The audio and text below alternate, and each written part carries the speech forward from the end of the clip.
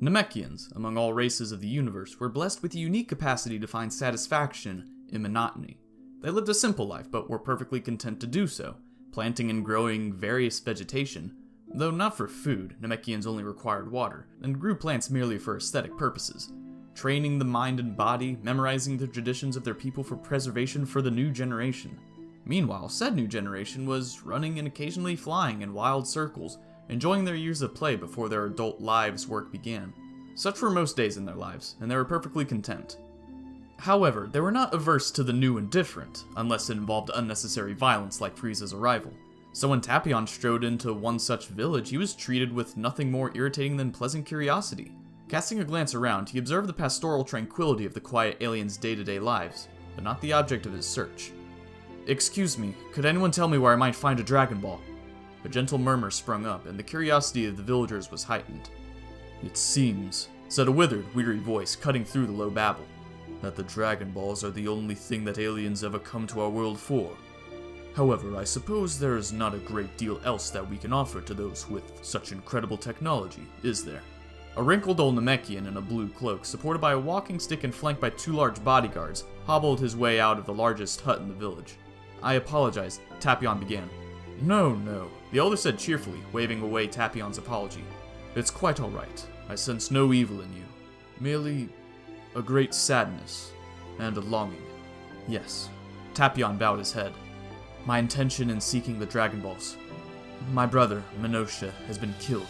A poor reward for his great sacrifice in defending our planet, especially for one so young. I wish to undo the justice and restore him to life." "Very well. I do hate to see young lives cut off, still so full of promise." The old Namek stepped forwards, looking Tapion up and down. "Yes, your wish is a worthy one, and I believe you speak the truth. However, you will have to prove your resolve. Customarily, seekers of the Dragon Balls must pass tests of wit and strength to obtain their goal." "Then let us waste no time," Tapion replied, bowing slightly. "I'm ready to begin." The elder sat, his bodyguards retreating a few steps to give them space, and Tapion sat opposite him. "Now," the elder intoned slowly, "your first test is a simple one. Answer me this, and you will attain our 3-star Dragon Ball. 3 lanterns light the way. Evermore on high they stay, until the greatest rears its head. Then all lanterns swiftly dead." That's an interesting riddle. Tapion unconsciously fiddled with the golden circlet on his head. "But I think I've got it. It's the foreigner test." "I beg your pardon?" His confused questioner asked politely. If someone had just come barging onto this planet without bothering to pay attention to anything but their goal, they probably wouldn't be able to answer. He made a rather grand, sweeping gesture at the sky. "I, however, have noticed your 3 suns. It's never night on Namek. It's daytime evermore. And," he added, "before my ride here, I asked him a little about your dragon, Purunga. And one interesting thing I learned is that the sky goes dark when it's summoned. Hence, the greatest achievement of your race is the only thing that ever blocks the light on this planet." "Well?" He sat back, raising an eyebrow. "How's that?" The elder smiled warmly. "You have wisdom beyond your years, stranger." "Yeah," Tapion grinned awkwardly. "I doubt that. I mean, I have a lot of years." Almost a year later.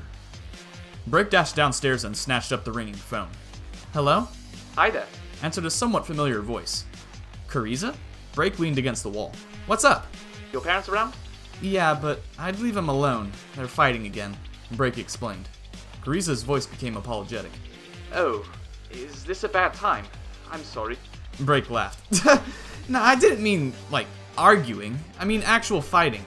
They get bored." She held the phone out towards the stairs, where crashes and energetic shouts could be heard echoing down from the first floor. "I can take a message." "Sure." Kuriza said. See, Bomber's got a birthday coming up, and she wanted an excuse for a sort of reunion. So I've been given the job of inviting everyone. It's over here in 6 days. He paused as a crash came from his end of the line as well.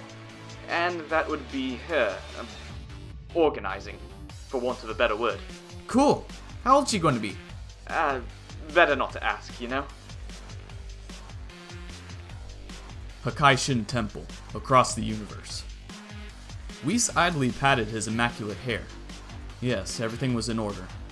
Well, time to make sure he wakes up, I suppose. He took his time ascending the rocky path that spiraled up the gigantic tower, metal staff clicking on the floor. Eventually, he reached the summit, entering Lord Beerus' sleeping chamber. An inverted stone pyramid floated in the center of the cavernous room, surrounded by giant hovering sand timers. Whis glanced at the sand remaining in one of them. It would only be a few seconds more now. His timing had been perfect. On cue, the alarm bomb detonated, blasting the slumbering god of destruction. Yes, 5 more years. Another bomb went off, drowning out the voice. Whis sighed. I know you can ignore the alarm bombs if you choose, he said loudly. So how about I sing you a waking up song? He took in a deep breath. I'm fine! Came the strangled cry. I'm awake, alright? A purple feline head peered down over the edge of his sleeping platform. Don't sing. Whis smiled as Beerus flopped and slid his way to the floor. That always works. The god of destruction, a cat-like humanoid currently wearing a ragged nightgown, sprang to his feet. The last time you tried to sing, he growled, turning and strutting out of the room. It caused an extinction event. The duo now sat at a long table, Beerus eating noisily while Whis picked at some sushi. The dining room was surrounded on all sides by an aquarium stocked with exotic fish gathering from all across the universe. So why did you want me to wake you up after only 39 years, Lord Beerus? Whis asked. Yes, that was hardly a nap, Beerus concurred. It was something maybe to do with the Saiyans? I think I might have to swing by and destroy planet Vegeta later today. Actually, that planet has already been destroyed. By Frieza. Whis informed the Hakaishin politely. You remember him? Not surprising. I think I need to do something about that Frieza sometime soon. Whis coughed. Actually, Lord Beerus, Frieza's clan has been defeated by a few Saiyans. Oh? Beerus leaned back in his chair, frowning. I didn't think a race like the Saiyans had the strength to defeat Frieza. Whis raised his staff, a cloud of small green crystals flowing out and forming a rough rectangle, then projecting a viewing screen between them. Some kind of magically recreated video footage began to play. Raditz, golden aura ablaze, dragging Cooler through the dirt, then hurling him through a lake. Beerus peered narrow-eyed at the screen. I thought Saiyans had black hair. It seems they can become Super Saiyans now. Whis informed him, turning off the display. Wait! Beerus blinked a couple of times. Super Saiyan. Super Saiyan. Super Saiyan. A thought hit him like a ton of bricks. Not that the god of destruction would have particularly felt the impact of a ton of bricks, and he leapt to his feet like a scalded, well, you know. Super Saiyan God! Super Saiyan God? Whis asked, intrigued. Yes, I had a dream that a mighty warrior, the Super Saiyan God, would appear, Beerus proclaimed. The challenge is enticing. A dream, you say? Shut up! It was a prophetic dream! Whis sighed. Your prophetic dreams in the past have had very low accuracy in general. There was the time you made a prophecy of an entire galaxy of... Beerus dismissed his concerns. This one's different, and I'll prove it. Follow me. Shortly outside, Beerus, now resplendent in his elaborate official outfit, something reminiscent of a combination of Egyptian and Asian styles, now stood outside on the bank of an expansive lake with Whis at his side, as ever. Now, where is that fish? A few moments later, an upturned glass bowl, ornately decorated and half full of water, with a small fish leaning out, floated over from the lake, hovering in front of the god and his attendant. The oracle fish? Whis asked. Good day, Lord Beerus, the fish piped up. How are... Yes, alright. Beerus jabbed a finger in the oracle fish's direction. Now, 39 years ago, you told me that in 39 years, a strong opponent would appear, didn't you? I did? There was an awkward pause. Finally, the fish shrugged. Well, let's just say I did. Beerus groaned. Whatever. Come on, Whis. Whis followed the departing god, humming to himself. That wasn't very helpful. The oracle fish's prophecy, and my dream. It all points to a challenging opponent, the Super Saiyan God, appearing now. Really, none of the evidence is very convincing. It's enough for me, Beerus said firmly. Where are the Saiyans now? Well, Whis tilted his head slightly. One of them, with a half-breed child, is living on a world called Tek. Charming little place, but he's never defeated anybody. The rest, the ones that can become Super Saiyans, are on a planet called Earth. Then I guess we'll head there first, Beerus decided. Whis shrugged. I've got nothing going on today. It'll take us less than an hour to fly to Earth, so I'll only have time to watch a couple anime episodes. My heart weeps for you, Beerus muttered dryly. Let's go already. Oh my god! King Kai hesitated, the labyrinthine nature of the pantheon of gods and demigods giving him pause. Whatever! This is no joking matter, and that's coming from me! The god of destruction has awakened and... He trailed off. Who am I talking to? Well, I'm here. Kibito Shin's voice answered in his mind. My ancestor has just informed me of the news. Oh yes, it's a terrible business, King Kai agreed. In fact, What is it? If I'm not mistaken, he's heading for... I'll call you back. Capsule Corporation, Earth. And so there's going to be some kind of competition thing later. Trunks mumbled, shuffling his feet. It sounds pretty boring. He was leaning against the wall of an outlying building, the sounds of the party drifting over from the center of the complex. Yeah, but the prizes are pretty cool, Break countered. I mean, you're pretty rich, so most of them can't be too special, but a wish on the Dragon Balls is a pretty awesome first prize. Trunks shrugged. If I could think of a good wish, I'd have already gathered them myself. We do have a radar. You can't think of anything you really want. Well, Trunks scratched his nose. Nothing Mom's okay with, or that we can't just buy. Hey! Came a call from above, and Carissa descended from the sky above. Food's all ready if you're hungry. Sure, Break answered, running off with Trunks just behind her. It's weird living here, Carissa thought as he watched them go. Gohan was like my twin brother when I first met him, but he's grown up with a kid of his own now, and in human terms, I've only just entered my teens. How many generations of these guys will I be kid brother for, I wonder? 18 morosely poked a fork around her plate. Things were improving, slowly. Bulma had been making small modifications to her design every now and then, trying to restore things that the Super Android upgrade had lost her. Her sense of taste, which had previously been slightly dulled, has been one of the things returned to her, and she was at least able to enjoy food properly again. Krillin didn't know about these small changes, but then that was chiefly because he didn't know about the problems in the first place. Still, she was at least glad that when the initial process had been performed, Bulma had set up a factory line-like machine to carry it out automatically. She'd hate to think what it would have done to Bulma to have to actually cut open and operate on her friend. Even now, 18 winced at the thought of it. Cold mechanical instruments cutting into her flesh, slicing her open, removing pieces of her and replacing them with hard, unfamiliar machinery built to destroy life. She shook her head, trying to clear the thoughts away. She'd had enough dreams about this. She didn't need to spend all her waking time agonizing over it too. Besides, she couldn't ruin the cheerful atmosphere of Bulma's party. On the next table over, the tone was much lighter. So now you see where I got the whole Great Saiyan thing from? Gohan was asking. Yeah, it makes a lot more sense now, Videl said, passing the infant pan to him to hold. Well, with all the poses and the helmet and stuff. I'm amazed I could still find any Kamen Rider DVDs anywhere to show you, to be honest. Gohan laughed. Hey, you can find anything on the internet. She smiled, squeezing his hand. I mean, it's not really my kind of thing, but I can see how it must have left a big influence on you when you were growing up. Launch walked over, several swipe bottles of wine under her arm. So, Gohan, I hear you've been putting in some training for a change. Yeah, Gohan answered, nodding happily. I wasn't satisfied with getting beaten so easily last year. I'm not going to get taken out like that next time. If you say so, Launch grinned. Speaking of which, Raditz has been looking for you, hasn't he? Gohan's face fell. Yeah, he keeps wanting to spar with me.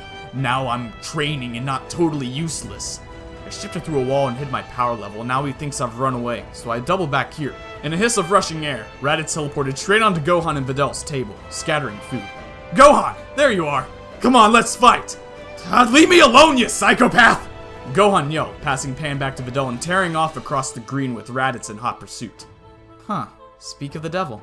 Launch said, catching a falling glass Raditz and sent flying out of the air and draining it. You look good too, Videl. Yeah, thanks. Videl unconsciously stroked her daughter's head. I've been working hard too, to get myself back into shape after this little thing happened. Pan giggled as she was held up. Once she's a bit older and she doesn't have to be watched all the time, I'll get back to serious training. Tien stood under the shade of a nearby tree, two eyes closed, the third staring off into space. I almost didn't come to this, he mused. The Launch wouldn't leave me alone until I agreed. I guess I'm glad— Tien! King Kai? He stood up straight, eyes snapping open. What is it? And it better be important, he added privately. I was just trying to relax. Great danger is headed your way! Everyone's in danger!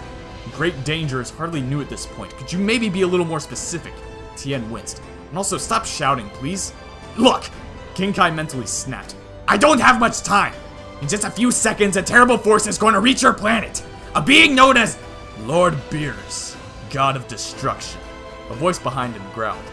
That's some interesting long-range telepathy, said a higher, softer voice. You must be an unusual mortal to be in such casual contact with the Kai of the North Galaxy. Odd. I don't sense any ki at all. Tien turned, slowly, to face the pair that had somehow snuck up on him. Sorry, but this is a private party. Beerus stepped forwards to face Tien, arms folded behind his back. His eyes narrowed. Without warning, an immense, invisible pressure slammed down on Tien's shoulders, instantly forcing him to his knees. It was like being crushed under a million planets. His bones creaked, his vision blurred, rivers of sweat poured down from his body, darkening the ground. When it passed as soon as it had begun, he was left drained, all resistance crushed out of him, still gasping on his hands and knees. Beerus hadn't moved a muscle. No, he said calmly, strolling past Tien with Whis in tow. It isn't. That's it for Chapter 98. I'll see you in Chapter 99 in a few seconds, so stay tuned.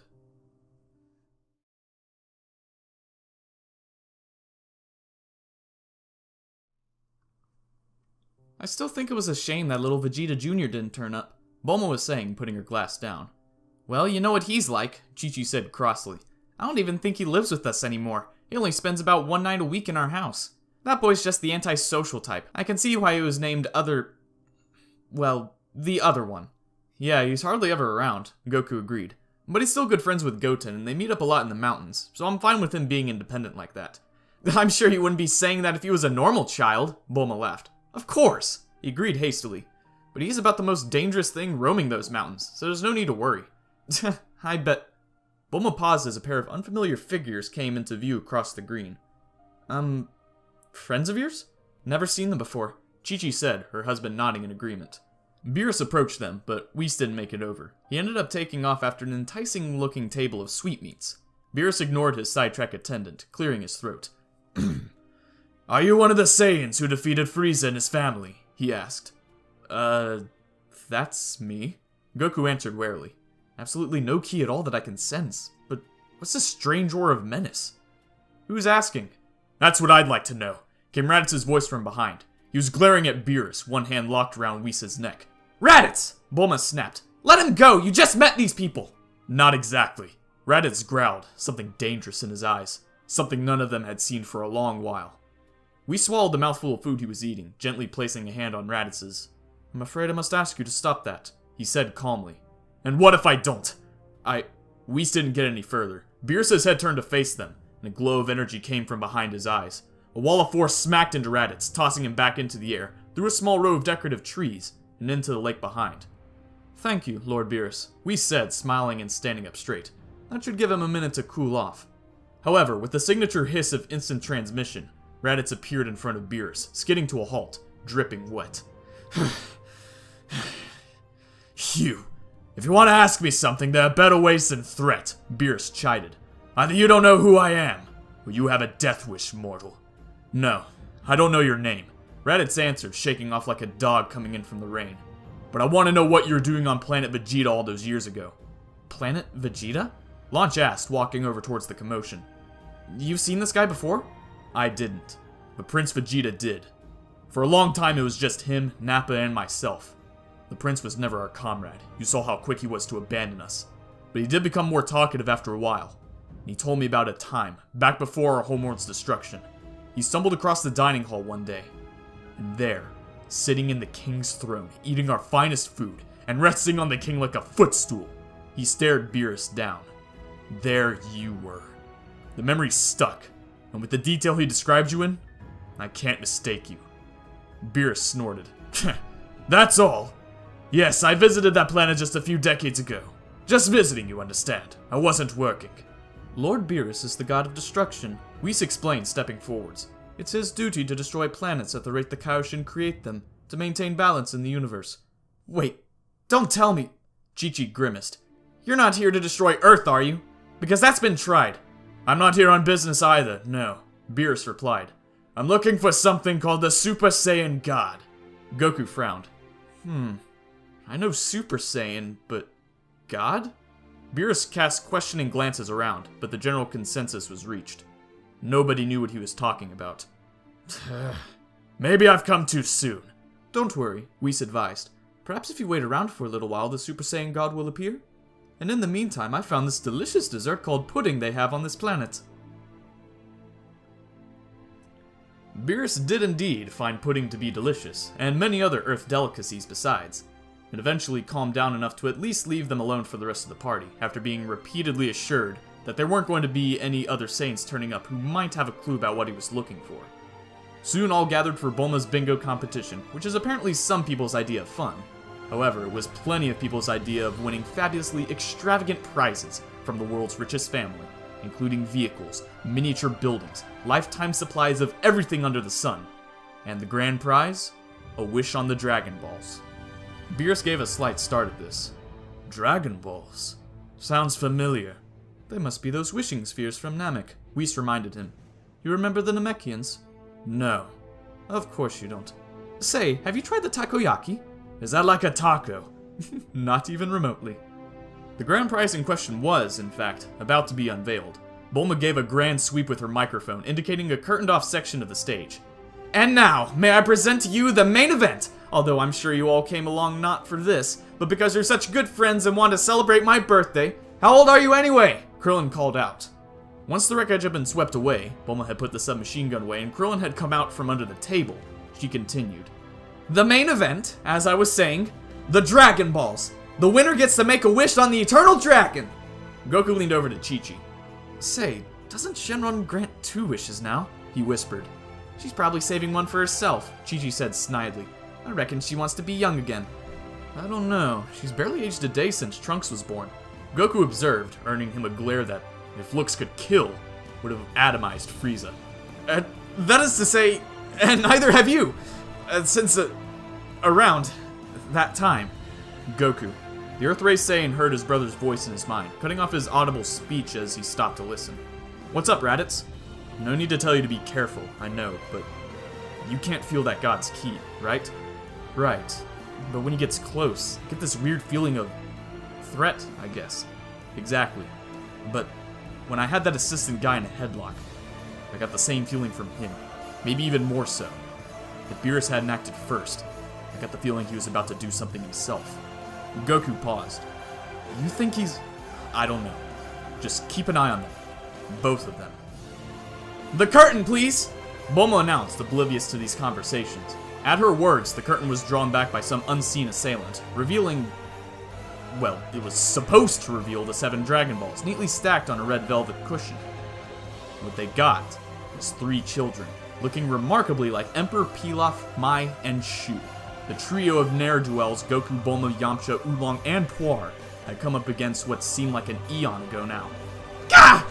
The uncannily Pilaf-looking child squawked. Perhaps if Bulma had been entirely sober, she would have recognized them.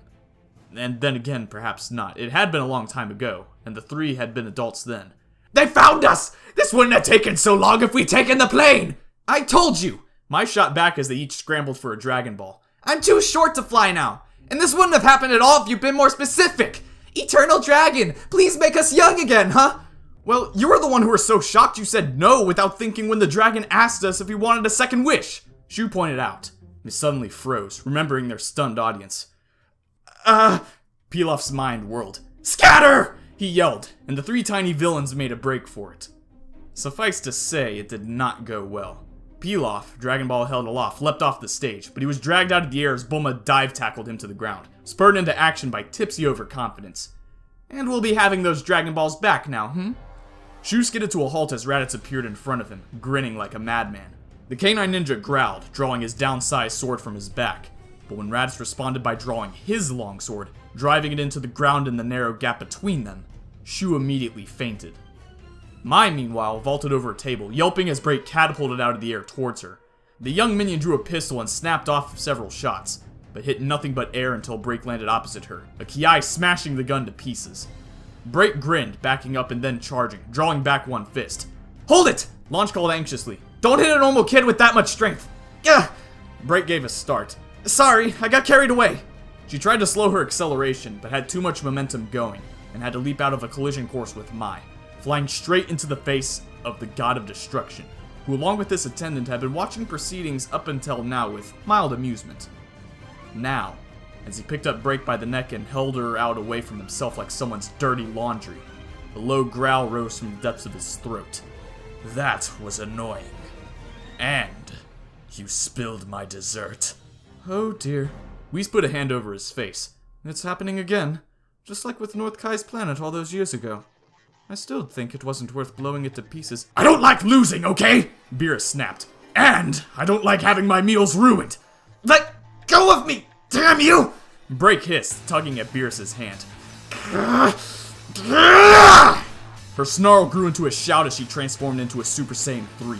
The blast wave sending the guests' tables and chairs, not to mention some of the weaker guests themselves, flying. Hey, Goku noted. She can transform a lot easier now. Yeah, Raditz nodded happily. She's been working hard. Break, emitting a noise like a cornered tiger, began to swing a rapid-fire hurricane of punches. Her arms were slightly too short to hit Beerus' abdomen, but at this close range the shockwaves were just as strong without even having to consciously form a ki. However, Beerus merely stood there, absorbing the damage without flinching. When she was done, panting with her arms hanging limply at their sides, he sighed. Is that all a Super Saiyan can do? Disappointing. Raditz, who hadn't been interfering on account of Beerus not making any offensive move yet, she tensed up as Beerus' grip tightened. Bright clamped her teeth together, containing a pained scream. Get your hands off my daughter! Raditz and Launch shouted in more or less unison. Spirit Kaioken! A blazing double aura of red and Super Saiyan 3 gold sprung up around the couple, waves of power demolishing the stage behind them as they charged at Beerus. This planet's starting to annoy me, Beerus grumbled. I think I'll destroy it! He swung the arm holding Break away from them, facing them with his left side as he received their rushing attack. Raditz swung his sword down at the god's head, and Beerus grabbed his wrist, stopping the blow, then spun again, jump-kicking Launch in the stomach. As she slid away, and more fighters rushed in, he landed, ran a couple of steps dragging the pair of Saiyans behind him, and hurled them into what remained of the stage, before turning to face the rest of his attackers. Kaioken times 4! Barely had the cry escape Goku's mouth when Beerus slid a neat punch into his stomach, and a second into the side of his face, sending him staggering away, the mighty warrior collapsing over an upturned table. What followed was a succession of fighters almost as lengthy as those who had faced Majin Buu on the lookout. However, at least for now, there were no fatalities. Each was dealt with using the minimum of effort, a flick of a finger, the tap of a few pressure points, a tiny ki. Even 18 only required a simple kick to take down, and Goten was about to face the same fate when an energy blast from behind startled the Hakaishin. He turned to see Gohan, now at the 3rd Super Saiyan level himself, guard raised. And what exactly was that supposed to accomplish? Beerus asked flatly. I don't know. It might give them enough time to fuse, Gohan suggested. Fuse? Fusion! Goten and the newly arrived Vegeta Jr. were performing their dance. Beerus frowned. Where did the second boy come from? Perhaps he sensed his friend's energy dropping. Feudal. He crouched, preparing to stop them. I can easily... Can you? Gohan shoulder charged Beerus, who dodged around it, flipping Gohan over and flooring him with his own momentum.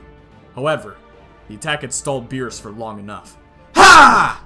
With that, Gogeta was formed once again, and set about pulling off the most undignified pose he could think of. Or, in the mind of a 9-year-old, the coolest pose. What a strange technique, Whis observed. I don't care, Beerus yawned. His power's still tiny. Tiny? Gogeta screeched. I'll show you! He did not, however, show anyone anything, as Beerus phased into view behind him before he could so much as flinch.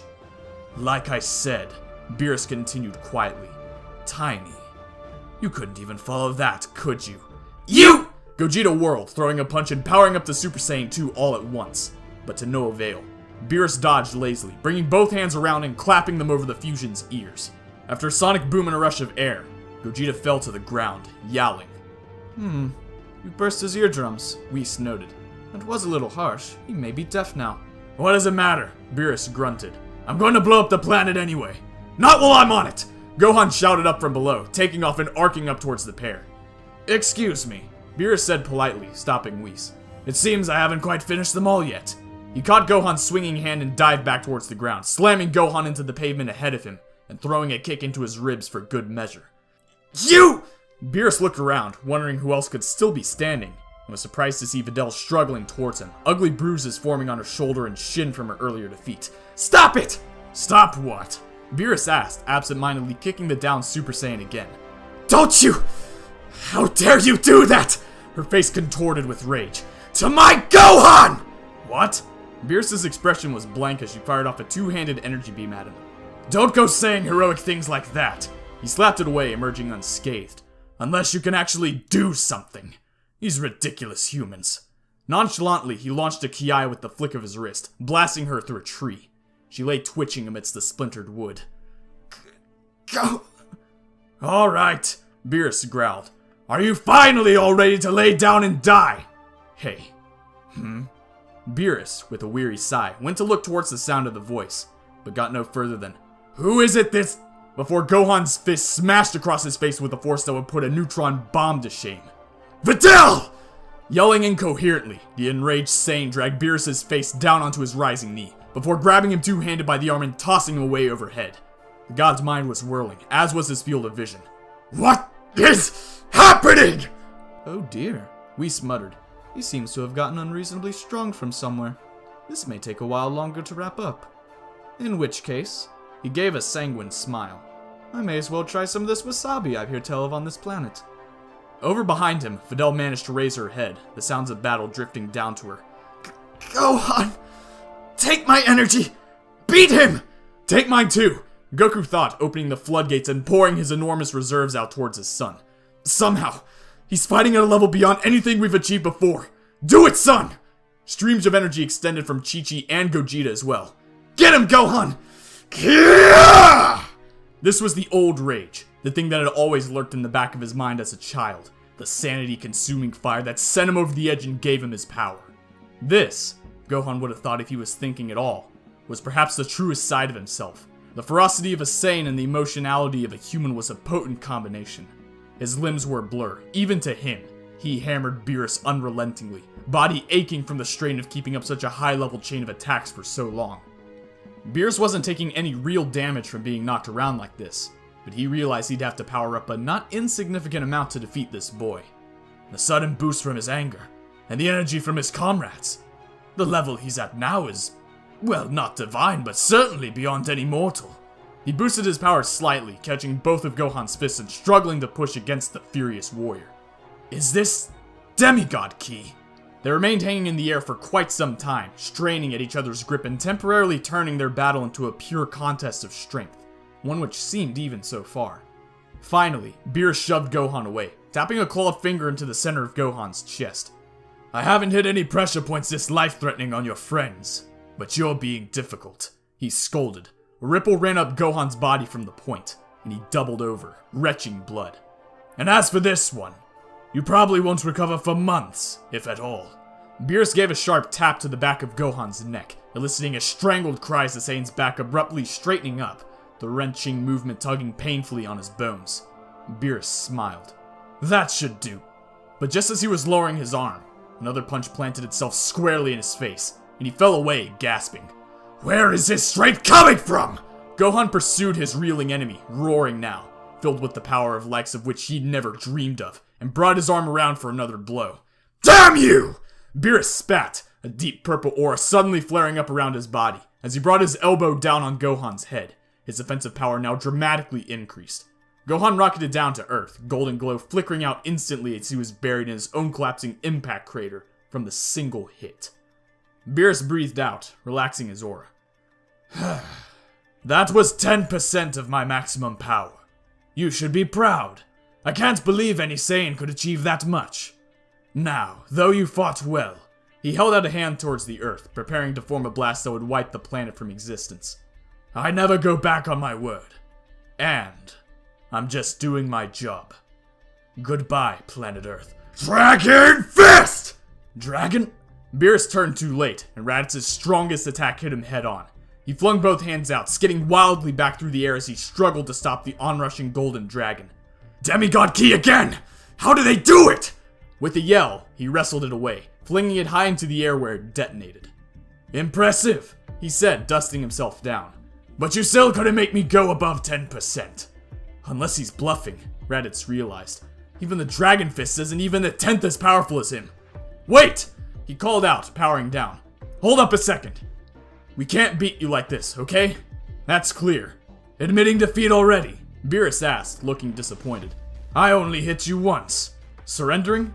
Of course not. Raditz smiled. But if it'll make you leave us alone, we'll show you your damn Super Saiyan God. I don't think you know anything about God, Beerus said, but with a hint of curiosity. You're just buying time. I don't, no, Raditz replied. But I know some people who might, so give me a minute. He descended to the ground, everyone picking themselves up around him. He calmed himself, reaching out with his mind and finding the familiar mental signal. King Kai, can you hear me? Huh? Oh, hey there, Raditz. Yes, I've been watching the whole thing, and to be frank, I'm surprised you're all still alive. Yeah, me too, Raditz agreed. But I need to know about Super Saiyan God. Got a clue? I'm afraid not. Give me a second. There was a lengthy pause, during which Beerus grew increasingly impatient. Alright, I'm back. King Kai sighed. I've asked around, but none of the other Kais know anything. Or the Kaioshin, for that matter. Well, thanks anyway. Raditz frowned. I guess there's only one thing to do then. Hey guys! He said loudly. Somebody help me pick up those Dragon Balls. We're summoning Shenron. And so, to shorten an unnecessarily long portion of the story, they did. Why have you summoned me? Shenron boomed, luckily able to be summoned less than a year after Pilaf's crew's mess-up, since they only made one wish. Speak your wishes and they shall be granted. This guy wants to know about Super Saiyan God. Goku, still bruised and shaky, said, pointing a thumb over at Beerus. So yeah, could you please... Careful with the wording, Raditz warned him. Shenron, please tell us everything you know about Super Saiyan God. Very well. Shenron began the story in its loud, ponderous way. In a somewhat less irritating manner to see typed, it went something like this.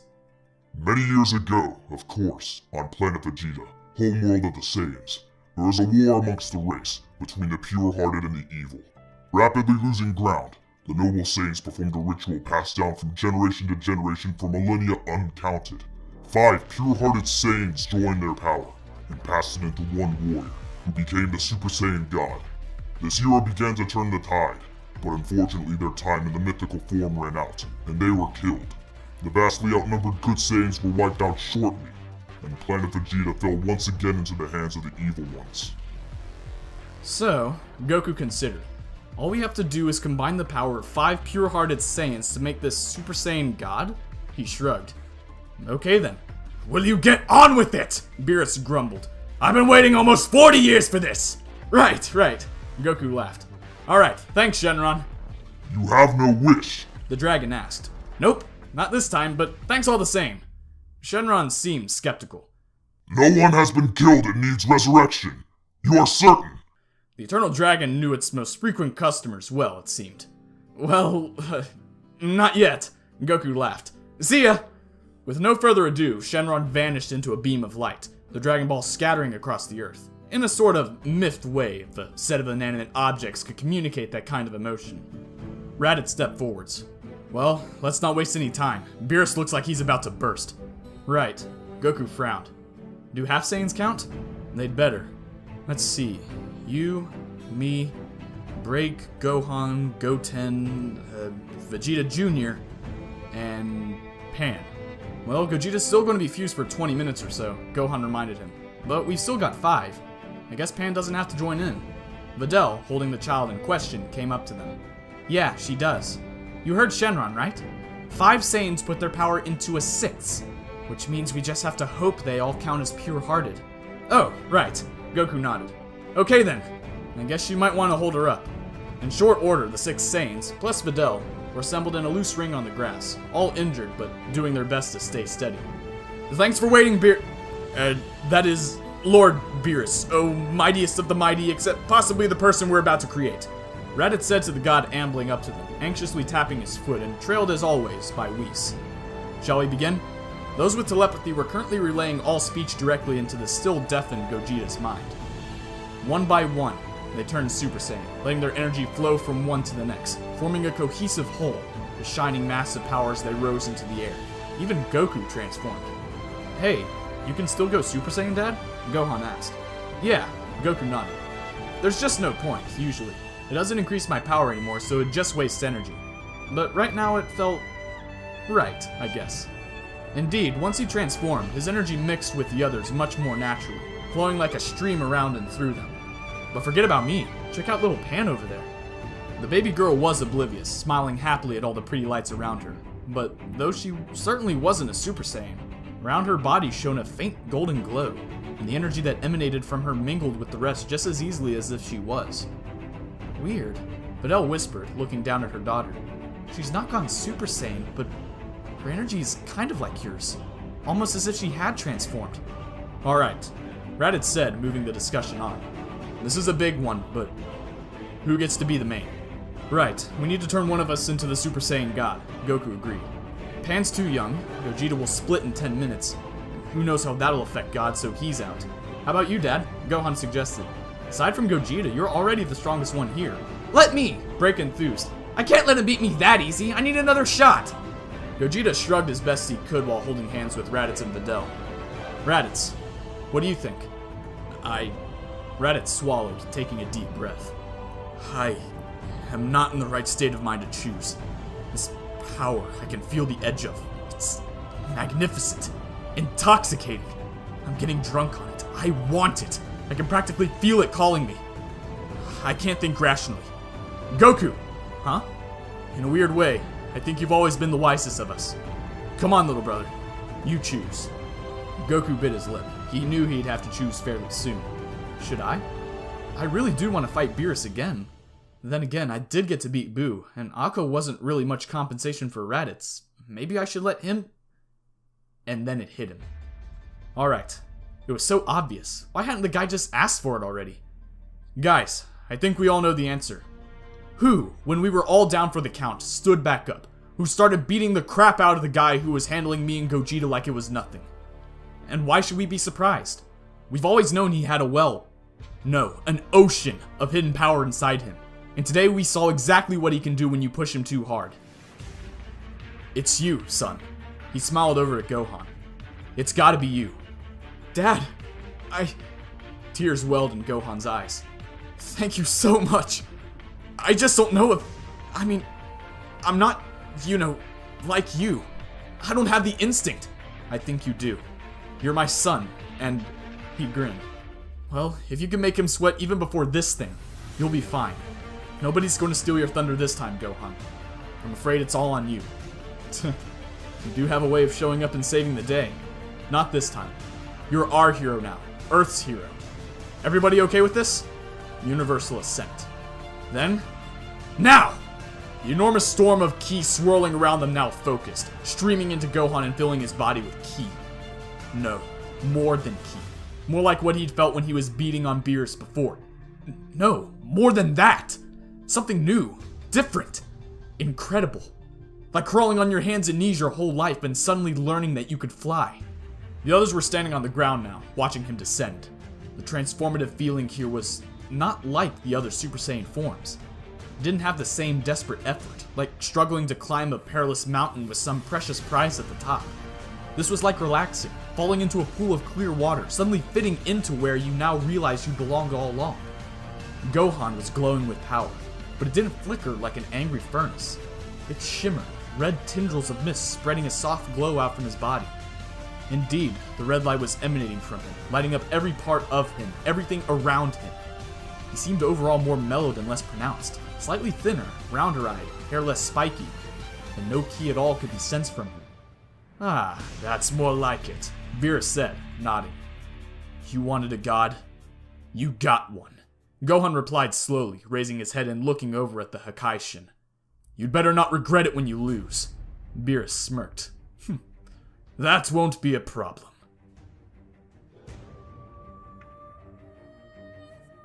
Thank you for listening to chapters 98 and 99. Tune in next week, where we'll pass the 100 chapter milestone. I honestly still can't believe I've gotten this far. For those of you who are listening, I want to take this time to thank you so much for supporting me throughout what's almost a year now. Holy crap, it is almost a year. But anyway, thank you so much for supporting me throughout all of this. Tune in next week, where we'll pass chapter 100, as well as get into the fight of Super Saiyan God Gohan versus Lord Beerus, the Universe 7 God of Destruction. With Gohan's rage, fury, and awesome power going up against the nigh indestructibility of Beerus. Will Gohan actually be able to stand a better chance than Goku? We'll just have to wait and find out next week. Thank you so much for tuning in. Don't forget to like, favorite, comment, and subscribe. Tell your friends, follow me on Twitter to keep up to date with the show. And as always, I will see you in the next video. Stay safe. Ginger Power signing off.